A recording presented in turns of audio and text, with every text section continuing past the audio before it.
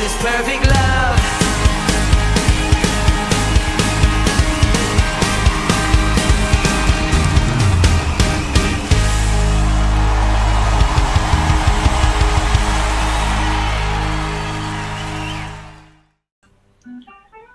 Shalom Bapak Ibu Saudaraku yang terkasih di dalam Tuhan. Keluaran 14 ayat yang ke 30 dan 31. Demikianlah firman Tuhan. Demikianlah pada hari itu Tuhan menyelamatkan orang Israel dari tangan orang Mesir. Dan orang Israel melihat orang Mesir mati terhantar di pantai laut. Ketika dilihat oleh orang Israel betapa besarnya perbuatan yang dilakukan Tuhan terhadap orang Mesir, maka takutlah bangsa itu kepada Tuhan, dan mereka percaya kepada Tuhan dan kepada Musa hambanya itu. Bapak Ibu, apa yang terjadi itu adalah sebuah proses di mana hati Firaun dikeraskan oleh Tuhan. Sesudah Israel keluar dari Mesir, para pemimpin dan pejabatnya, bahkan Firaun sendiri, mulai berubah pikiran. Yang awalnya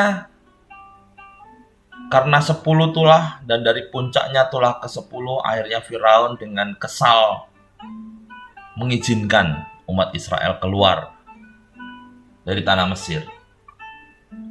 Tapi setelah mereka keluar, mereka mulai sadar apa yang telah kita perbuat ini. Tapi kesadaran mereka ini bukan karena mereka tahu bahwa mereka harus menyetujui.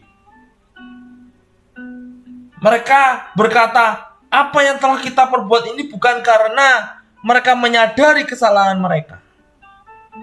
Tapi sebaliknya, mereka sadar bahwa mereka telah kehilangan tenaga kerja yang amat sangat berharga buat Mesir.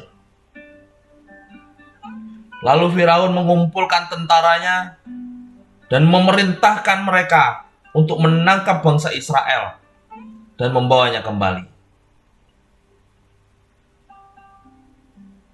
Perjalanan bangsa Israel keluar dari Mesir melalui gurun, air, bahkan gunung. Di sana umat Israel melihat ribuan tentara Mesir yang mengejar mereka dan semakin mendekat. Dikatakan bahwa mereka menjadi sangat takut, sangat ketakutan. Oleh sebab itu, Kejadian 14 ayat 11 ditulis begini, apa karena tidak ada kuburan di Mesir, maka engkau membawa kami untuk mati di padang gurun ini? Itu seruan mereka kepada Musa. Tapi Musa dengan kepercayaan yang luar biasa terhadap Allah, dengan iman yang begitu besar kepada Allah, Musa menjawab di ayat yang ke-14, Tuhan akan berperang untuk kamu dan kamu akan diam saja. Ini sebuah kepercayaan Musa yang tidak terukur karena jaminan Allah. Nah, penyelamatan Israel dari kejaran tentara Mesir itu digambarkan dengan sangat jelas.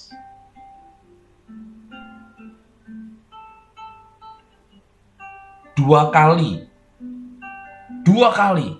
Allah memerintahkan Musa untuk mengangkat tongkatnya dan mengulurkan tangannya di atas laut. Yang pertama, pada saat malam, laut didorong mundur oleh angin timur, sehingga orang Israel berhasil menyeberang. Sedangkan orang Mesir yang melihat semua itu Mereka menjadi kebingungan.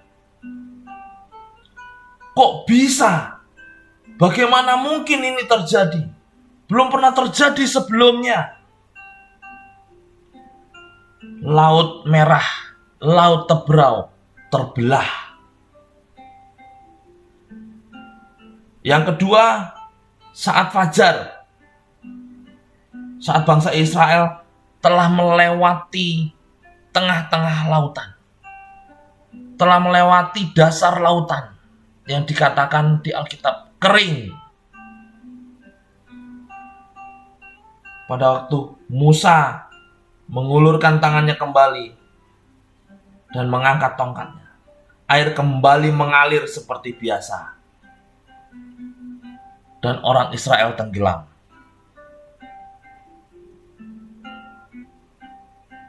Di ayat yang ke-31, Keluaran 14, dikatakan secara gamblang bahwa betapa besarnya perbuatan yang dilakukan Tuhan terhadap orang Mesir. Maka takutlah bangsa itu. Di awal, bangsa Israel takut akan kejaran orang-orang Mesir, tentara-tentara Mesir. Tapi melihat apa yang terjadi, bangsa Israel lebih takut lagi apa yang sudah dikerjakan oleh Allah melalui Musa. Bahwa apa yang dilakukan itu membuat mereka gentar sehingga mereka menjadi percaya. Dan saya percaya umat Israel tidak akan pernah lupa peristiwa ini. Dan setahu saya, bahkan catatan mengenai kisah bangsa Israel keluar dari Mesir dan membelah laut, itu diyakini dan dipercaya oleh seluruh bangsa-bangsa di muka bumi. Itulah kehebatan Allah kita, yang membuat bangsa Israel tidak akan pernah lupa akan peristiwa ini. Hal ini merupakan tanda nyata bagaimana kekuasaan dan kemurahan Allah. Allah yang menyelamatkan dan Allah yang menetapkan mereka sebagai umat istimewanya.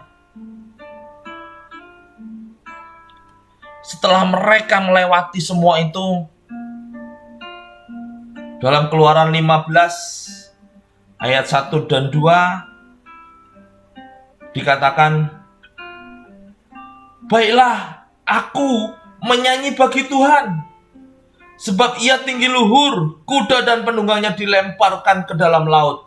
Tuhan itu kekuatanku dan mazmurku.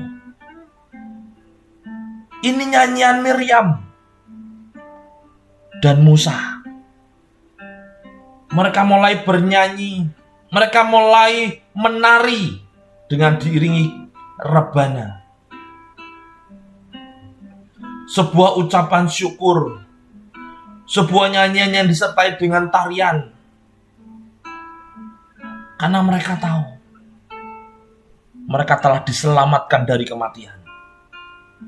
Inilah tema utama ibadah umat Israel waktu itu. Bapak Ibu, mudah bagi kita untuk kita merayakan sebuah kemenangan. Tapi di sini kita merayakan sebuah kemenangan yang lebih besar. Di dalam pesta Paskah, kita merayakan sebuah kemenangan yang besar, yaitu kemenangan Yesus Kristus Tuhan kita. Yang kedua, kita merayakan akan penebusan yang lebih besar,